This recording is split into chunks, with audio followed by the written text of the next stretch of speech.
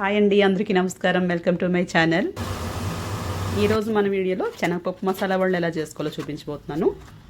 మసాలా వడలు మెత్తగా కాకుండా క్రిస్పీగా రావాలంటే ఎలా చేసుకోవాలో టిప్స్తో సైతం చూపించబోతున్నాను. ఎక్కడ స్కిప్ చేయకుండా చూడండి.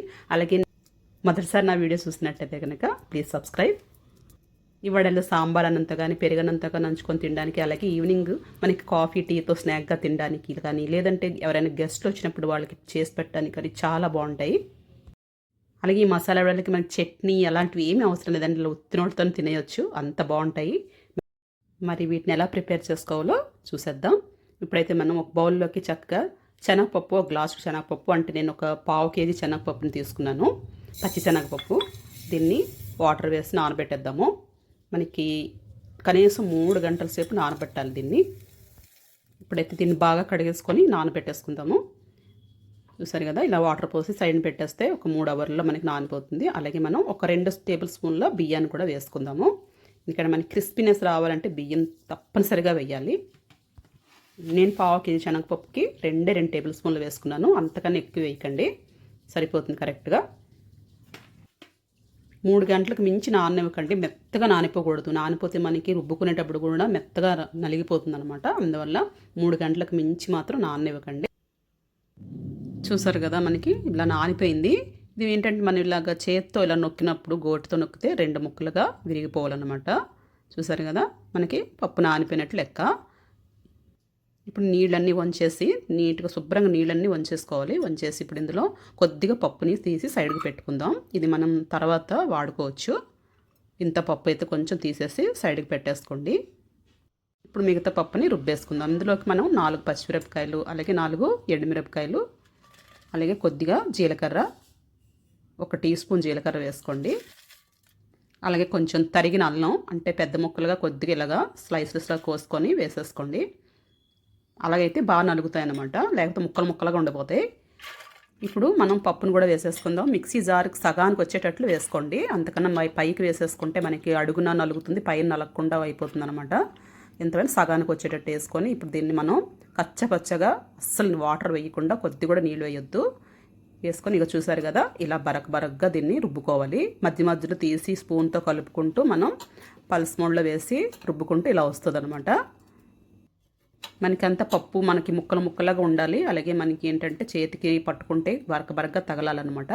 చూసారు కదా, ఇప్పుడు మిగతా పప్పును కూడా వేసేసుకుందాం. ఈ పప్పులో మాత్రం మనం ఏం చేయాలంటే ఉప్పు, రుచి తగినంత ఉప్పు వేసేసుకుందాము.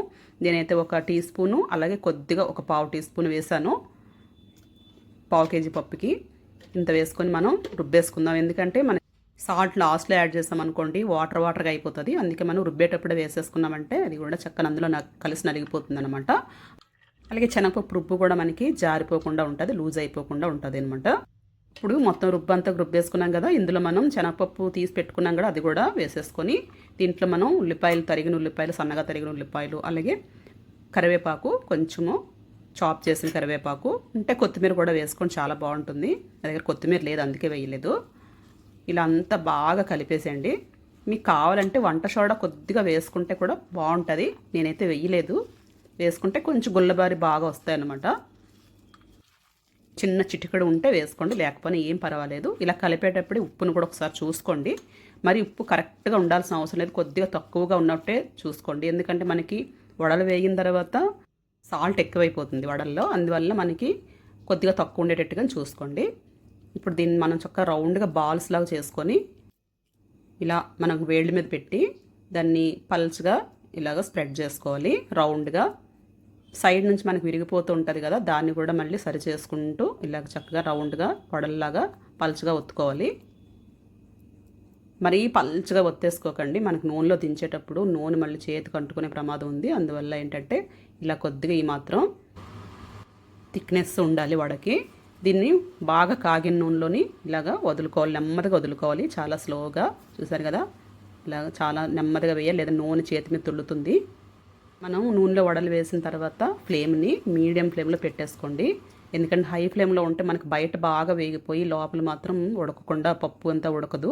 అందువల్ల మనం ఏంటంటే వేసిన తర్వాత లో ఫ్లేమ్కి మీడియం ఫ్లేమ్కి కొంచెం మధ్యలో పెట్టుకొని వేయించుకుంటే లోపల చక్కగా ఉడుకుతాయి. అలాగే బయటకు కూడా మనకి కరకరలాడుతూ వస్తాయి. మనం బియ్యం కూడా వేసాం కదా నానబెట్టినప్పుడు, తినేటప్పుడు చాలా బాగుంటాయి అన్నమాట.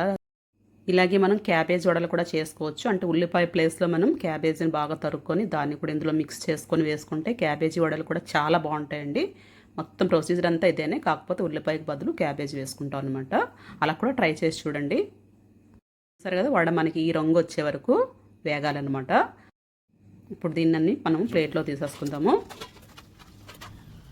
వేడివేడిగా కరకరలాడుతూ మంచి నోరూరించే మసాలా వడలు రెడీ అయిపోయండి. ఈ రెసిపీ మీకు నచ్చింది అనుకుంటాను. నచ్చితే లైక్ చేయండి, అలాగే నా ఛానల్ సబ్స్క్రైబ్ చేసుకోండి, అలాగే వీడియో ఎవరికైనా షేర్ చేయండి. థ్యాంక్ యూ సో మచ్ అండి. అలాగే మరిన్ని మంచి మంచి ఈజీ రెసిపీస్ కోసం keep watching my channel. Thank you so much అండి అందరికీ. మరొకసారి అందరికీ ధన్యవాదాలు. థ్యాంక్ యూ సో మచ్ అండి. ఇట్లు మీ ఆంధ్ర బిడ్డ, బెంగళూరు అడ్డా.